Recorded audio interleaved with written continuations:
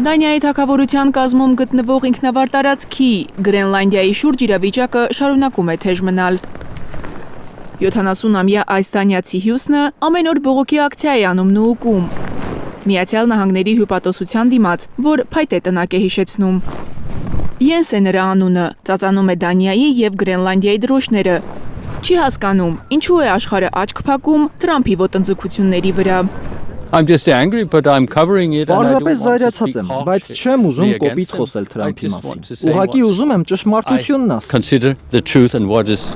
Նախկին դատավորին անցորդներ են մոտենում, պաստառներ պարզում։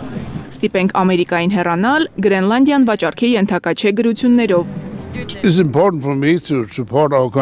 Facebook-ում եմ տեսել նրան, եկել եմ աջակցելու։ Մենք չենք ուզում լինել Միացյալ Նահանգների սեփականությունը։ Մեր կառավարությունը շատ հստակ ասել է, որ Գրենլանդիան չի ուզում լինել որևէ երկրի կազմում, բացի Դանիայից։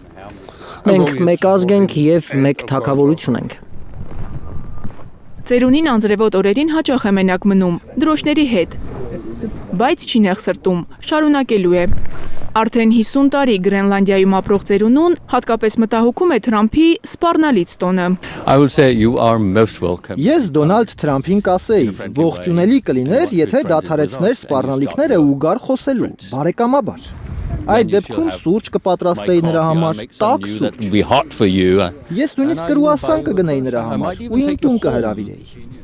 Պատերազմի մասին շատ գրքեր կարդացած Յենսը վստահ է, իրական ընկերներին անհանգիստ ժամանակներում են գտնում։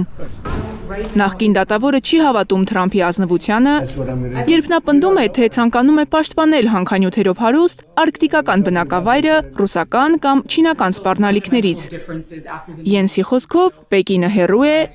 իսկ Մոսկվան չափազանց զբաղված ռուս-ուկրաինական պատերազմով։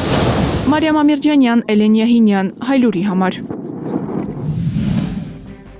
Հայաստանում և աշխարհում տեղի ունեցող իրադարձությունների մասին առաջինն իմանալու համար բաժանորդագրվեք մեր ալիքին, սեղմեք զանգակը, որ բաց չթողնեք ամենահրատապը, ամենակարևորն ու հետաքրքիրը։